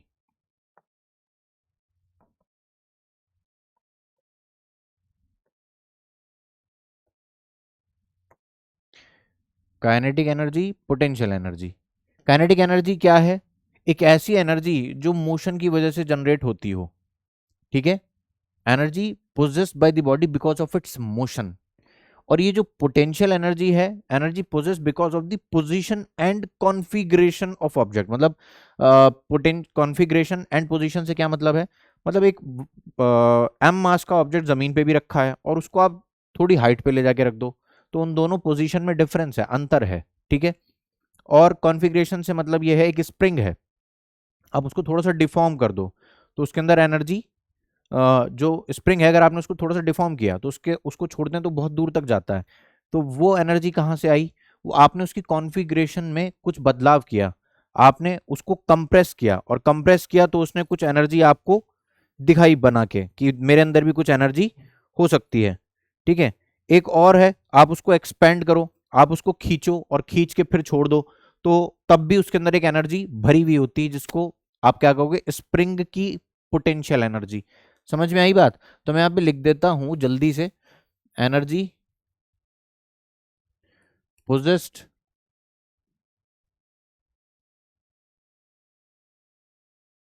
Possessed possessed by the body, possessed by the body by the virtue of its motion, because of its motion।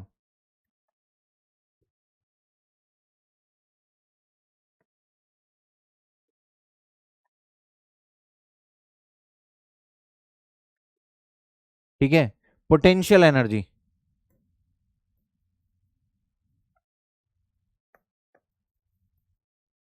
Energy possessed by the body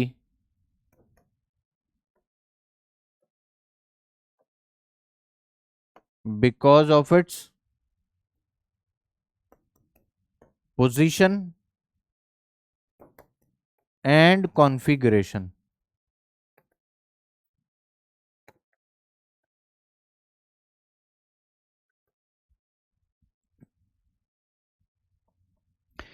ये पोटेंशियल एनर्जी जो है बड़ी प्यारी चीज है, यही सारा खेल मजेदार बना देगी। पोटेंशियल एनर्जी जो है पोजिशनल एनर्जी है, कॉन्फ़िगरेशन एनर्जी, पाथ से कोई लेना देना नहीं है। इसकी जो कैरेक्टरिस्टिक्स हैं वो कंजर्वेटिव फोर्स के साथ मिलते हैं। कैसे? पोटेंशियल एनर्जी पाथ पे डिपेंड नहीं करती, मतलब पोजीशन की बात है बस। किसकी बात है? पोजीशन की बात है। इस पोजीशन पर ये एनर्जी, उस पोजीशन पर वो एनर्जी, इनके बीच में पाथ क्या है क्या नहीं है इस बात से कोई लेना देना नहीं है। बात समझे आप? ठीक है। दूसरी बात, पोटेंशियल एनर्जी अगर हम कहीं स्टोर करते हैं तो उसको वापस इस्तेमाल भी कर सकते हैं। कंजर्वेटिव फोर्स के साथ भी ऐसा ही है, स्प्रिंग के ऊपर आप काम करो, कॉन्फ़िगरेशन उसकी चेंज करो, तो जितना काम आपने उसको कंप्रेस करने में किया था, जितनी एनर्जी आपकी लगी वो उसके अंदर स्टोर हो जाती है, और ये स्टोर हुई एनर्जी हमें वापस मिल जाती है।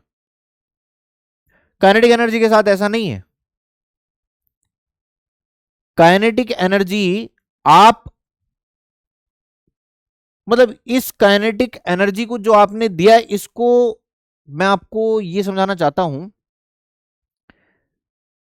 काइनेटिक एनर्जी भी स्टोर होती है उस पार्टिकल को आप मोशन v वेलोसिटी से अगर आप दौड़ाओगे तो उसके अंदर एक वेलोसिटी के साथ एक एनर्जी स्टोर हो गई, हाफ एम वी स्क्वायर, ठीक है। इस एनर्जी को भी इस्तेमाल कर सकते हैं, मैं अभी एक केस से समझाऊंगा आपको पूरी बात। फिलहाल मैं पोटेंशियल एनर्जी और कंजर्वेटिव फोर्सेस के बीच में एक ब्रिज बनाना चाहता हूं, पुल बनाना चाहता हूं, ताकि आप इन दोनों को रिलेट कर पाओ और फिर इन दोनों का रिश्ता मैं आपको बताऊं। उसका किसी फोर्स के साथ रिश्ता नहीं है, ये मैं कह सकता हूं अभी फिलहाल, इतनी सी बात, ठीक है। इस्तेमाल उसको भी कर सकते हैं, वो भी एक मोशन, जब पार्टिकल मोशन कर रहा होता है तो अपने अंदर एनर्जी स्टोर कर लेता है, ठीक है। वो वी वेलोसिटी से दौड़ रहा है तो उसके अंदर half M V square, half M V square, half M V square ये स्टोर हुई हुई है। बात समझ में? जब तक वो वी वेलोसिटी से चलता रहेगा उसके अंदर half M V square store रहेगी। समझ में आ रही बात? लेकिन लेकिन उसका किसी फोर्स से कोई लेना देना नहीं है। पोटेंशियल एनर्जी एक वो एनर्जी है जो सिर्फ और सिर्फ कंजर्वेटिव फोर्स के लिए ही डिफाइन होती है। बात समझ में आएगी? Only define for conservative forces. ये इनके साथ एक दिक्कत है।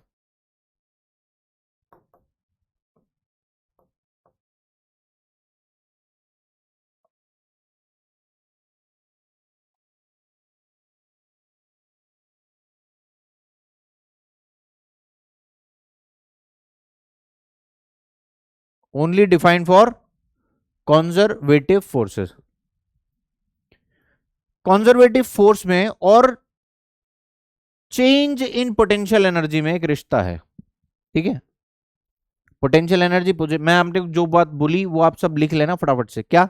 पोटेंशियल एनर्जी पोजीशन पे डिपेंड करती है, उसका पाथ से कोई लेना देना नहीं है, ठीक है, और वो कंजर्वेटिव फोर्स के लिए ही डिफाइन होती हैं, ठीक है। पोटेंशियल एनर्जी अगर कहीं बनाएंगे, कहीं पर भी बात हो रही होगी, तो वहां कंजर्वेटिव फोर्सेस के वर्क डन से जुड़ी कोई बात डेफिनेटली चल रही होगी। अभी मैं बताऊंगा आपको कि वो क्या रिश्ता है, ठीक है। काइनेटिक एनर्जी हो गई, ये हो गई। पोटेंशियल एनर्जी अगर कंजर्वेटिव फोर्स की तरीके से ही कुछ बात कर रही है, तो कंजर्वेटिव फोर्सेस होती है तीन तरह की। तो तीन तरह की हैं, तो तीन तरह की ही पोटेंशियल एनर्जी भी होनी चाहिए, डेफिनेटली होती हैं।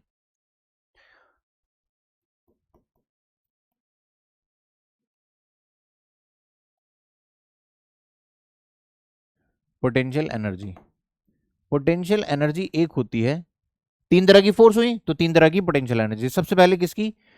ग्रेविटेशनल फोर्स के लिए ग्रेविटेशनल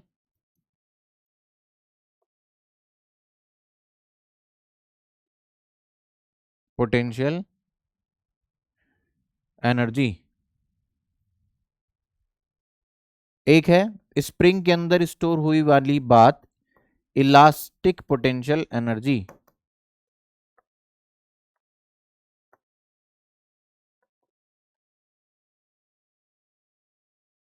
इलास्टिक पोटेंशियल एनर्जी एक। इलेक्ट्रिक फोर्स, कूलम्बिक फोर्स के लिए डिफाइन हुई जाने वाली energy electrostatic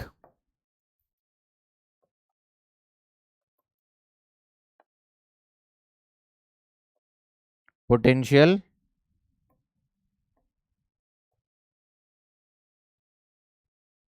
energy. Gravitational potential energy, elastic potential energy, electrostatic potential energy, ये तीन तरह की फोर्सेस डिफाइन होती हैं। समझ में आई बात आपको? पोटेंशियल एनर्जी तीन तरह की है, ठीक है। ग्रेविटेशनल पोटेंशियल एनर्जी, ठीक है। एक एक एनर्जी के बारे में अगर मैं छोटी छोटी सी बात करूं,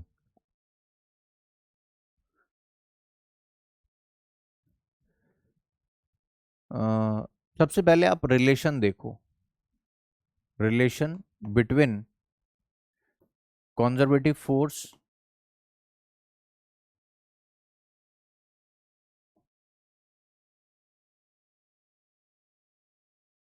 and change in potential energy. बड़ी मस्त बात बताने जा रहा हूं, बहुत ध्यान से सुनना, बहुत ही मजेदार बात है। अगर किसी को भी दिक्कत होती हो इस पॉइंट को समझने में, या पहले आपने कहीं से पढ़ रखा हो, तो आज के बाद नहीं होगी, क्योंकि मैं आपको बड़े आसान तरीके से समझाने जा रहा हूं इस पॉइंट को। बहुत ध्यान से सुनना। Conservative force, conservative force, conservative force के अगर आप अगेंस्ट में काम करोगे ना, कंजर्वेटिव फोर्स जो है ना, अगर आपने काम किया इसके अगेंस्ट में, कंजर्वेटिव फोर्स के अगेंस्ट अगर आपने काम किया, इफ एक्सटर्नल एजेंट, यानी कि मैं external agent, if external agent work against conservative force, बहुत ध्यान से सुनना मेरी बात, यहां से ही क्लियर होने वाली है। कंजर्वेटिव फोर्स, अगर आप इस m मास के ऑब्जेक्ट को नीचे जा रहे, इसका नेचर क्या है, नीचे जा रहा है, और वो कौन सी फोर्स है, कंजर्वेटिव फोर्स है mg। अगर इसके अगेंस्ट फोर्स लगा के इसे ऊपर उठाओगे ना, तो इसकी पोटेंशियल एनर्जी बढ़ती जा रही है, बढ़ती जा रही है, बढ़ती जा रही है। तो conservative, if external agent work against conservative force, then potential energy increases, और you can say delta U is positive। Final minus initial अगर आप करोगे तो वो पॉजिटिव आएगा। वहीं दूसरी तरफ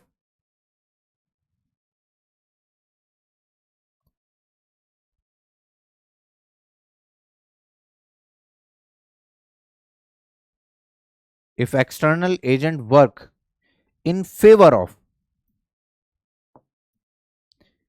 क्या कहा, इन support of, in support of conservative forces, तो पोटेंशियल एनर्जी डिक्रीज कर जाएगी। अरे भैया,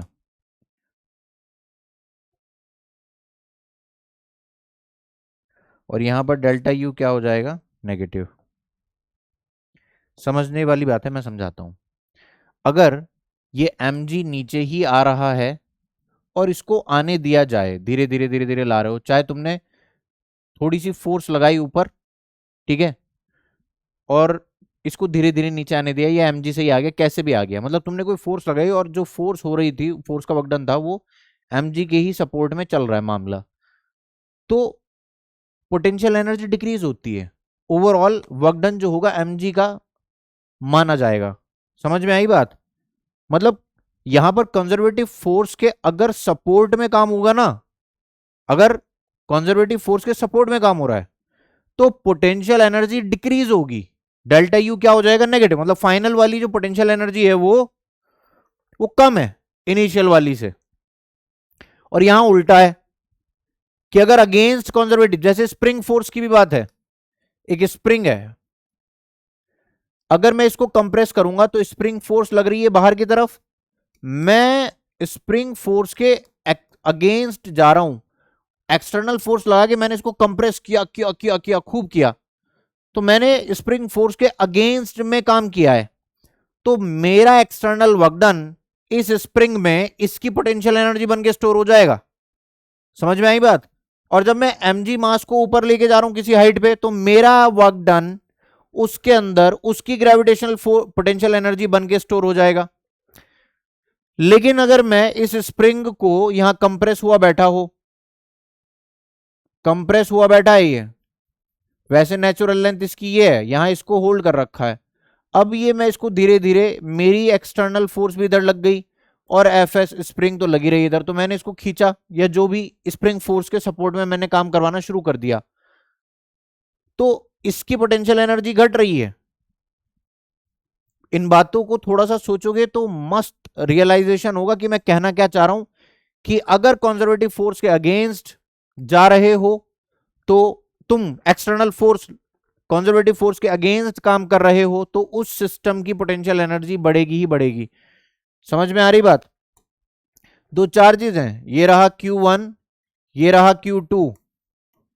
अगर मैं Q1 को उठाकर इसके पास लेके आऊंगा, भाई कुलंबिक फोर्स तो इधर की तरफ लगेगी, रिपल्शन है, मैंने इसको क्या कर रखा है, फिक्स कर रखा है मान लो, और अब मैं इसको एक्सटर्नल फोर्स लगा के इधर ला रहा हूं, ला रहा हूं, ला रहा हूं, ला रहा हूं, ला रहा हूं।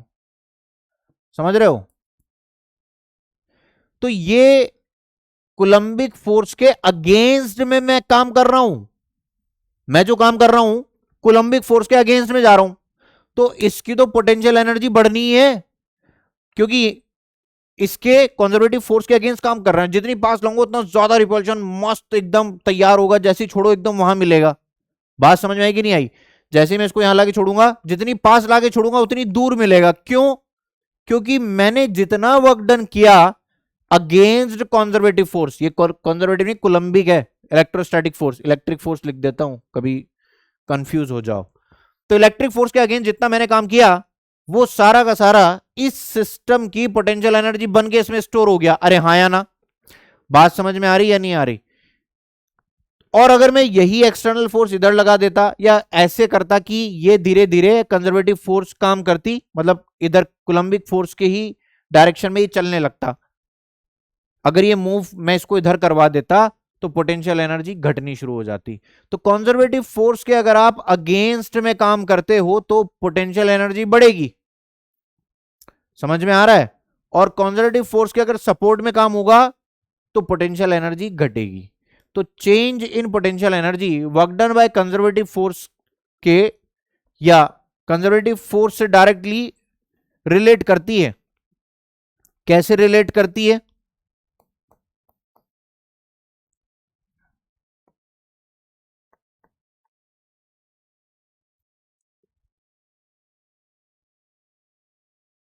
रिलेशन क्या है?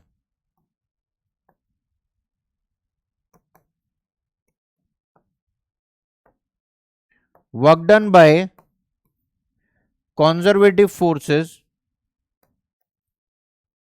कांस्टेंट नहीं, पूरा लिख देता हूं, work done by conservative forces is equal to minus negative of change in potential energy. अगर मैंने एक्सटर्नल फोर्स इतनी ही लगाई जितनी कि इलेक्ट्रिक फोर्स थी, तो नेट फोर्स क्या हो गई, जीरो हो गई। लेकिन तब भी मैं हल्की सी, मतलब और डेप्थ में जाने की बात अगर हो तो परेशान कर लूं, अगर मैं तुम्हें परेशान करना ही चाहूँ तो तुम्हें ऐसा समझाऊं कि यार इसको कांस्टेंट वेलोसिटी से लेकर आएंगे, मतलब मैं इस फोर्स को इसके बराबर ही रखूंगा, तो जितना वर्क डन उसका नेगेटिव है, मेरा उतना ही वर्क डन पॉजिटिव होगा।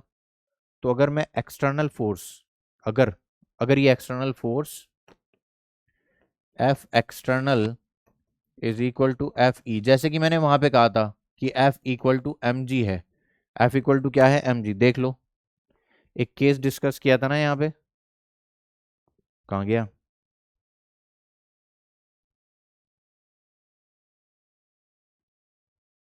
ये वाला, कि मैंने F equal to M G ही रखा, ऐसा वाला केस, इक्विलिब्रियम में रखा उसको हमेशा। तो मेरी एक्सटर्नल फोर्स कहीं ना कहीं उसी के बराबर है। तो अगर मैं अपने वर्कडन की बात कर रहा हूं तो उसके वर्कडन की बात हो रही, बस प्लस माइनस का फर्क है। अगर एक्सटर्नल फोर्स इलेक्ट्रिक फोर्स के बराबर है और मैं इसको इधर इतना ले आया, तो जितना मेरा वर्कडन पॉजिटिव है उतना ही उसका नेगेटिव है। तो इसको ऐसे समझते हैं हम कि अपने वर्कडन को लिखने की बजाय मैंने कंजर्वेटिव फोर्स का वर्कडन लिख दिया, और यहां पर वो क्या है, मैंने आपको ऐसे समझाया कि अगर कंजर्वेटिव फोर्स के अगेंस्ट काम हो रहा है, ये क्या लिखा है, U initial minus U final, minus, sorry, U final minus U initial, minus अगर मैं अंदर कंज्यूम करा दूंगा तो बन जाएगा U initial minus U final, U initial minus U final. तो work done by conservative force, work done by conservative force, work done by conservative force क्या है वो, अगर इस फोर्स के अगेंस्ट काम चल रहा होगा तो फाइनली मुझे पता है मेरी पोटेंशियल एनर्जी बढ़ जाती है। तो work, if work done by conservative force is positive, if work done by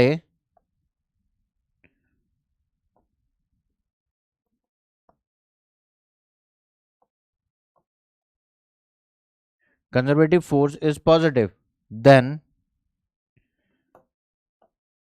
u final is less than u initial.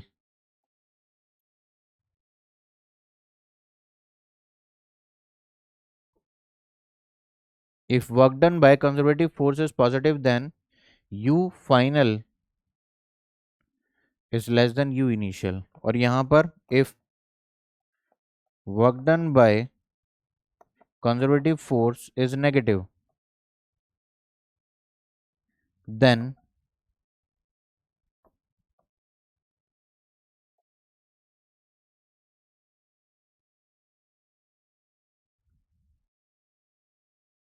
समझ में आया, ये तब की बात है जब कंजर्वेटिव फोर्स के अगेंस्ट काम चलेगा, तो पोटेंशियल एनर्जी फाइनल वाली बढ़ेगी।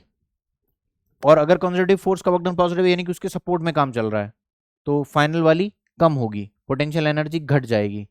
ठीक है राजू भैया, तो अगर आपको इतनी बातें समझ में आ गई, कि मैंने अभी तक, मैं समराइज करता हूँ फटाफट से, आपको बताता हूँ कि क्या क्या पॉइंट्स हमने पढ़े हैं अभी, लिंक हो ताकि, उसके बाद मुझे आपको एक मेन बात बतानी है मज़ेदार, जो जिसके जिसके लिए ये सारा सेटअप किया, जो अभी तक बकवास करी वो सब उसके लिए करी, जिसके बारे में मैं बात करूंगा अभी। सबसे पहले मैंने आपको ये बताया कि हम ये चैप्टर पढ़ ही क्यों रहे हैं।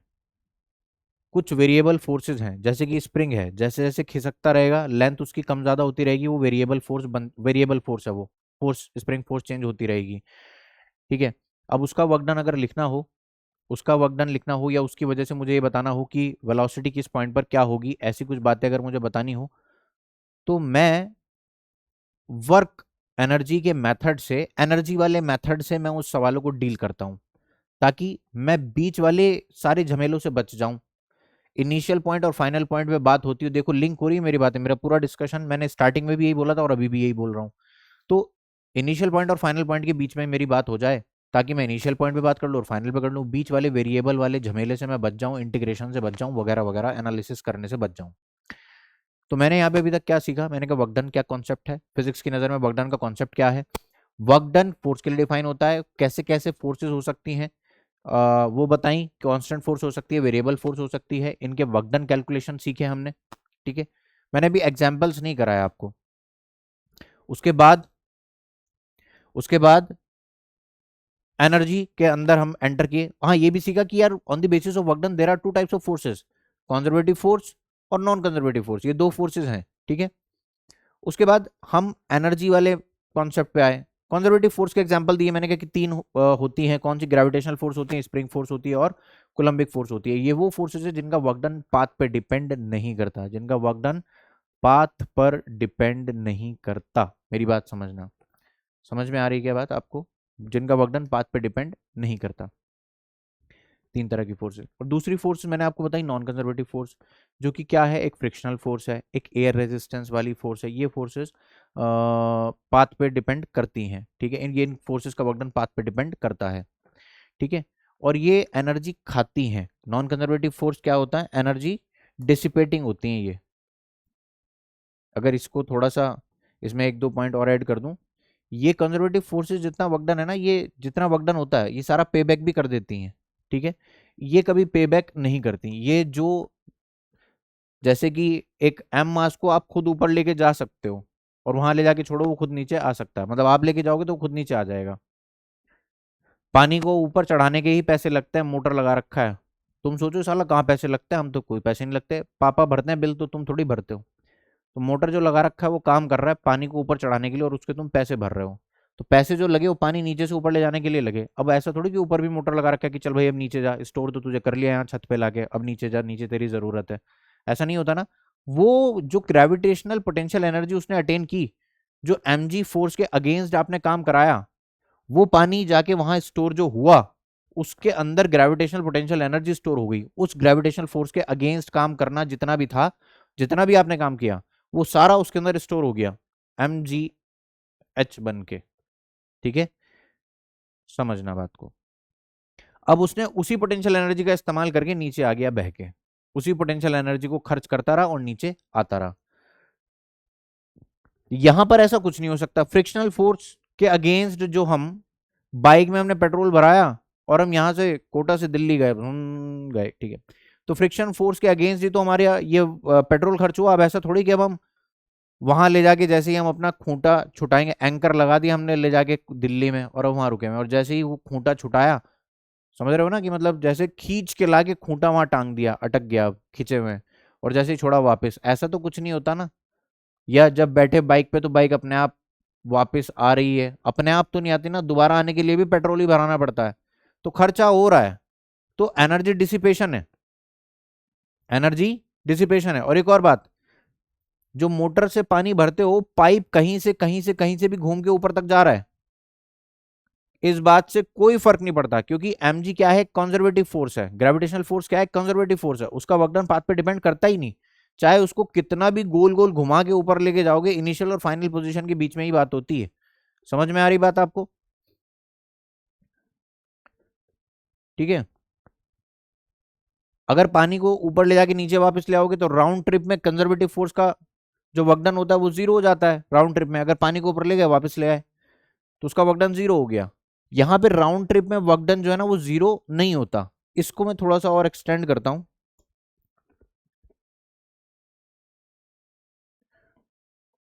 Work done by conservative force in a round trip, round trip का क्या मतलब हुआ, initial position equal to final position is zero, is equal to zero. और work done by non conservative force in a round trip is not equal to zero. Work done in against conservative force is 100% recoverable. Work done conservative force के against में जितना work done किया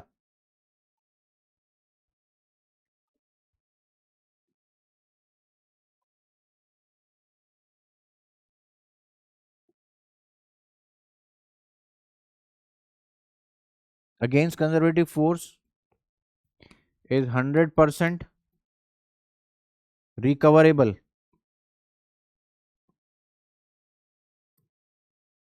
recoverable और work done by non conservative force is not recoverable.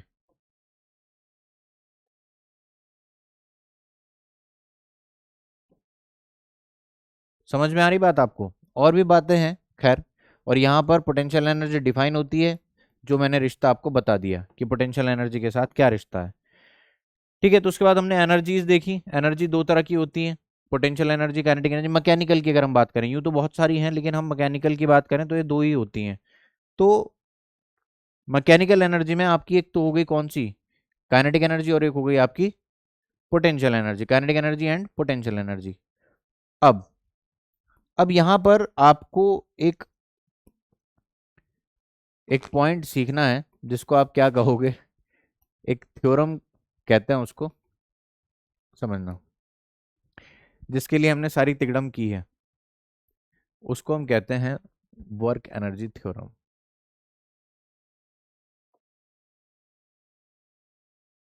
और ये ब्रह्मास्त्र है, ठीक है, खतरनाक है भाई ये।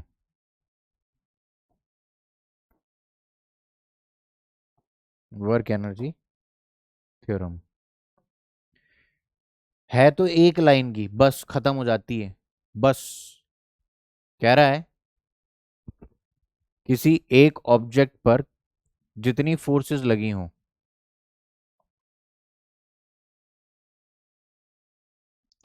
किसी एक ऑब्जेक्ट पर चाहे जितनी फोर्सेस लगी हों, ये स्प्रिंग फोर्स लगी है, यहां पर फ्रिक्शन लगा लो, फ्रिक्शन लग रही है, तुम लग जाओ, F1 F2 सूडो वुडो जितनी भी हैं, ये mg लग रही है, सब लगा दो, ठीक है, ग्रेविटेशनल फोर्स सब लगा दो, ये सूडो फोर्स लगा दो, स्प्रिंग फोर्स लगा दो, जितनी फोर्सेस हैं सब लगा दो। उसने कहा कि एक लाइन मेरी सुन लो बस, बाकी तो तुम करते रहना जो भी बकवास कर रहे हो। कह रहा work done by all forces, work done by all forces is equal to change in kinetic energy. बस इतनी सी बात है।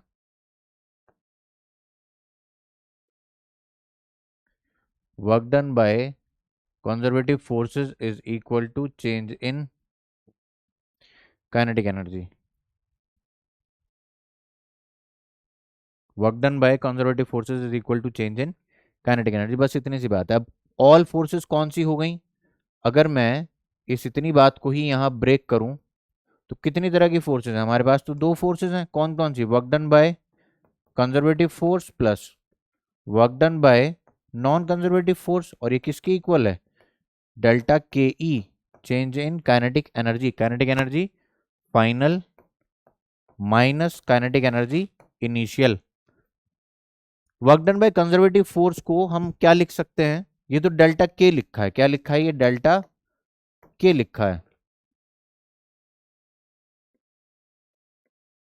Kinetic energy final minus kinetic energy initial.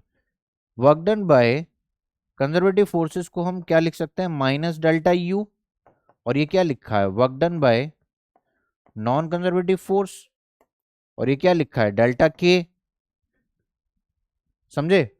तो work done by non conservative force is equal to delta K plus delta you.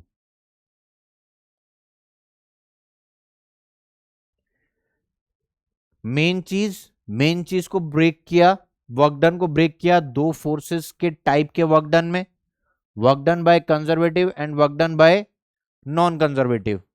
समझ में आया? Work done by conservative, work done by non conservative. Work done by conservative को मैंने यहां पर break कर दिया ऐसे, माइनस डेल्टा यू, समझे? माइनस डेल्टा यू को इधर लाए तो क्या प्लस डेल्टा यू हो गया। तो work done by non conservative force is equal to delta K plus delta U, change in kinetic energy plus change in potential energy, इन दोनों का सम नॉन कंजर्वेटिव फोर्सेस के वर्क डन के equal होगा। Main बात, break break break. अब एक special case, अगर मान लो नॉन कंजर्वेटिव फोर्स हो ही ना, if there is no non conservative force,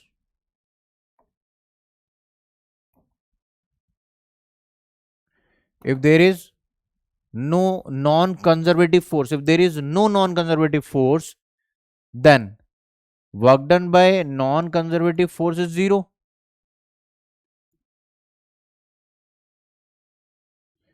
Work done by non-conservative force is zero.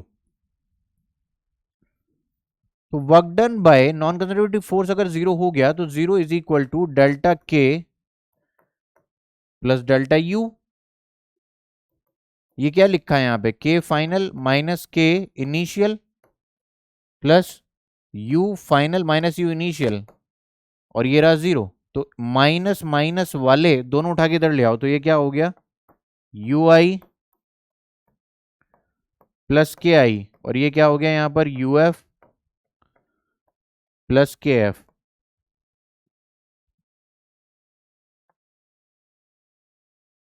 तो इससे क्या समझते हो आप, ये टोटल मैकेनिकल एनर्जी है इनिशियल में, initially total mechanical energy initially.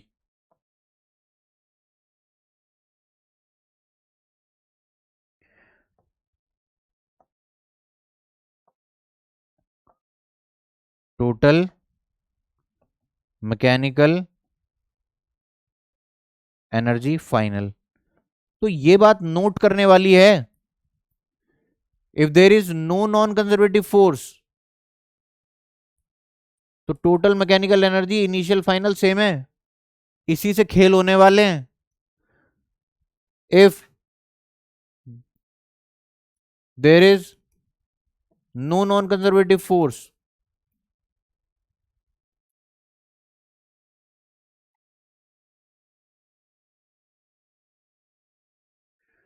Then total mechanical energy remains conserve. भाई टोटल मतलब नॉन कंजर्वेटिव फोर्स है कौन सी फोर्स, जो एनर्जी खाती है, एनर्जी डिसिपेट करती है, friction, air resistance, air drag, velocity dependent forces, ये वो फोर्सेस हैं जो एनर्जी खाती है, रेजिस्टिव फोर्सेस हैं।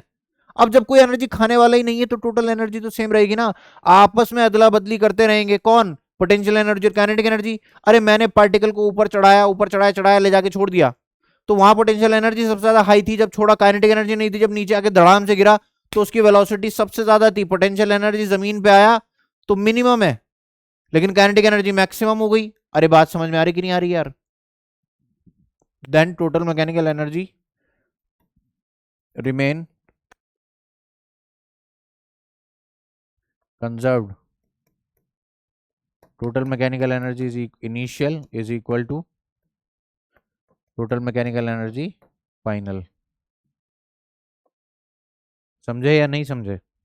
एग्जाम्पल देखो मस्त,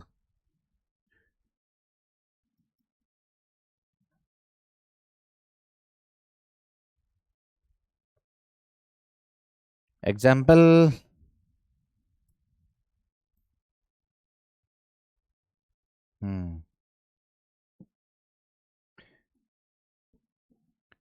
एक पार्टिकल को मैंने यहां से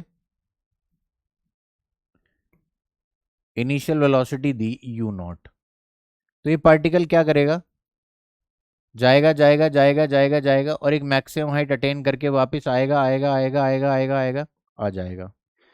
तो यहाँ इस वाले पॉइंट पर जब ये मोमेंटरीली रेस्ट पर आया तो यहाँ पर काइनेटिक एनर्जी तो जीरो हो गई at maximum height, at H max. ये क्या है, मैक्सिमम हाइट अटेन करी जो वो है, मानते हो कि नहीं? At H max kinetic energy zero. यहां से जब ये चला तो इसकी पोटेंशियल एनर्जी कुछ इनिशियल थी यहां पर इस वाले लेवल पर। जब इसने ये वाली हाइट अटेंड कर ली इसकी कुछ पोटेंशियल एनर्जी भी होगी, लेकिन पोटेंशियल एनर्जी फाइनल जो थी वो क्या थी, मैक्सिमम थी, इससे ऊपर नहीं गया। पोटेंशियल एनर्जी जितनी बढ़नी थी बढ़ गई। समझ में आई बात? ग्रेविटेशनल फोर्स के जितना अगेंस्ट काम होना था हो चुका। समझ में आ रहा है? काइनेटिक एनर्जी जीरो हो गई। लेकिन जब ये लौट के आ रहा था, जब ये लौट के आ रहा था तो मैं इसको ऐसे लिख देता हूं, इसको कह देता हूं आई पॉइंट और इसको कह देता हूं फाइनल पॉइंट। ठीक है, या इसको कह देते हैं ए और इसको कह देता हूं B. When going from A to B क्या हो रहा है, पोटेंशियल एनर्जी इंक्रीज कर रही है, काइनेटिक एनर्जी घट रही है। उल्टा, जब ये बी से ए आ रहा है,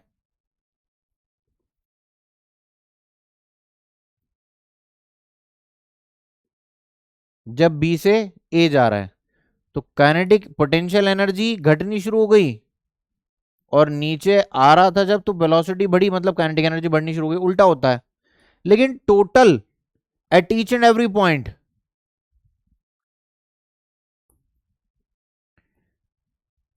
यहां पर कोई note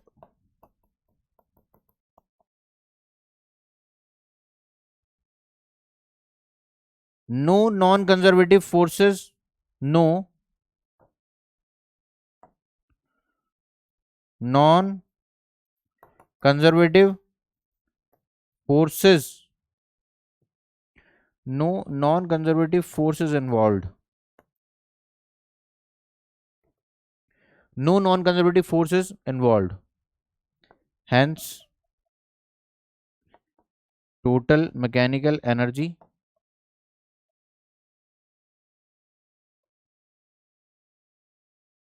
is constant. Total mechanical energy is constant. Hence total mechanical energy is constant. तो at each and every point, at each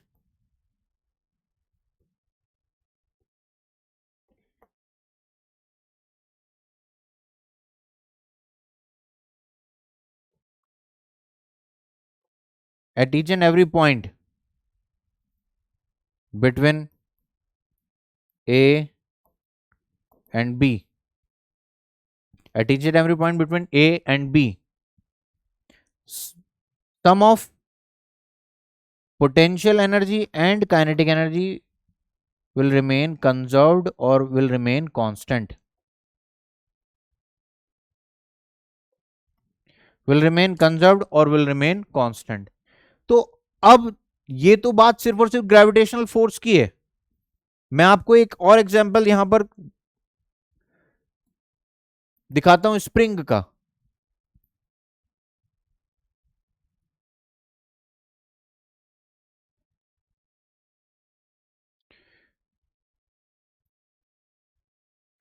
ये किसी v वेलोसिटी से भागा जा रहा है और यहां पर एक स्प्रिंग है, तो ये इस स्प्रिंग को दबाएगा या नहीं दबाएगा? बिल्कुल दबाएगा। ये रिलैक्स, ये नेचुरल लेंथ है। कौन है ये? Natural length. वो दौड़ा आ रहा है, तो जैसे ही वो स्प्रिंग को दबाना शुरू करेगा स्प्रिंग फोर्स उसके ऊपर लगनी शुरू होगी, तो वो जो उसके अंदर काइनेटिक एनर्जी स्टोर हुई बैठी है, ये तो दौड़ा चला आ रहा है ना, हाफ एम वी स्क्वायर इसके अंदर स्टोर है। ये काइनेटिक एनर्जी जब स्प्रिंग दबना शुरू होगा धीरे धीरे धीरे धीरे, तो इस ऑब्जेक्ट की काइनेटिक एनर्जी उस स्प्रिंग के अंदर स्टोर होने लग जाएगी, मतलब काइनेटिक एनर्जी घटने लग जाएगी और पोटेंशियल एनर्जी बढ़ने लग जाएगी। समझ में आ रही बात आपको? और जहां तक ये दबा सकता होगा दबाएगा, उस मोमेंट पे ये पार्टिकल जुक जुक, तो ये जो आ रहा था और फिर गया, जिस मोमेंट पे यहां तक आया, स्प्रिंग के पास तक आया, बहुत मतलब स्प्रिंग को जितना दबा सकता तो दबा दिया, तो जिस मोमेंट पे इसने पलटी मारी ना, उस मोमेंट पे मोमेंटरीली इसकी वेलोसिटी जीरो हुई थी, और वो मोमेंट था जब काइनेटिक एनर्जी सारी की सारी पोटेंशियल एनर्जी बन के स्प्रिंग के अंदर स्टोर हो गई थी। लेकिन कहीं पर भी बात हो, स्प्रिंग इस यहां से लेकर कहीं तक भी बात हो, पूरे मोशन में, पूरे इस प्रोसेस में इसका स्प्रिंग को आके दबाना, मैक्सिमम कंप्रेस करना और फिर चले जाना, इस पूरी प्रोसेस में total total total total mechanical energy same रही है eight each and every point, eight each and every point. समझ में आ रही बात आपको? तो बड़ी मजेदार चीज है ये। बाकी के फॉर्मुलेशंस क्या होते हैं ये इन डेप्थ पॉइंट है, इनके डेरिवेशंस हो, आपको स्प्रिंग की पोटेंशियल एनर्जी डिफाइन हो जाए, तब हम मजेदार बातें करेंगे। लेकिन ये वाली बात यू इनिशियल प्लस का मैक्सिमम कंप्रेशन के बारे में बात हो, आप उस पॉइंट को पकड़ लो या बीच में किसी पॉइंट को पकड़ लो, तो उन दो पॉइंट पर जितनी इन दोनों का सम है उतना ही उसका भी सम होगा। समझ में आई बात? तो कॉन्सेप्ट यही है। अगर कंजर्वेटिव फोर्सेस के साथ, यहां पर कोई नॉन कंजर्वेटिव फोर्स नहीं है, नो नॉन नो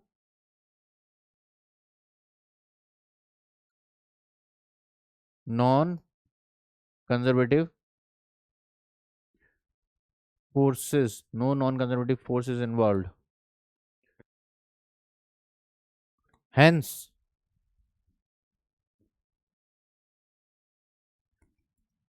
समझ में आ रही बात? चाहे एट मैक्सिमम कंप्रेशन पूछ लो, चाहे at half of the maximum compression पूछ लो, कहीं पूछ लो, ये सेम रहेगा। समझ में आई बात? हर पॉइंट पे, eight each and every point.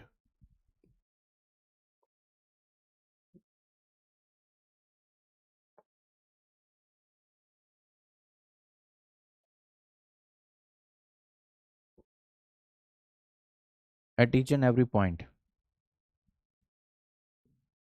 In above case total mechanical energy will remain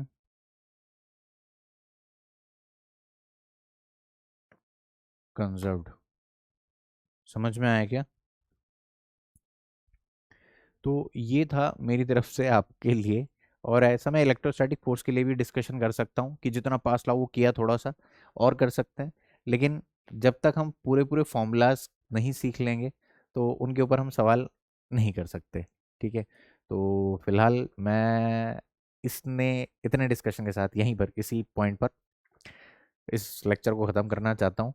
ठीक है, हाँ, आप इतने बेसिक आइडिया के साथ आप कभी भी वर्क एनर्जी से रिलेटेड बात हो रही होगी तो आप लोग कनेक्ट कर जाओगे, ये मेरा विश्वास है। अगर आपने इस लेक्चर को ध्यान से सुना है, मेरी बातें सुनी है ध्यान से, ये जितना लिखा गया है, ये अगर आपको समझ में आ गया तो इससे अलग कोई बात आपको नहीं मिलेगी, गारंटीड। ठीक है, तो फिलहाल मैं यहीं रोकता हूँ, मिलते हैं आपसे फिर किसी और लेक्चर में। तब तक के लिए alrighty then, C you soon, बो बॉय, एंजॉय।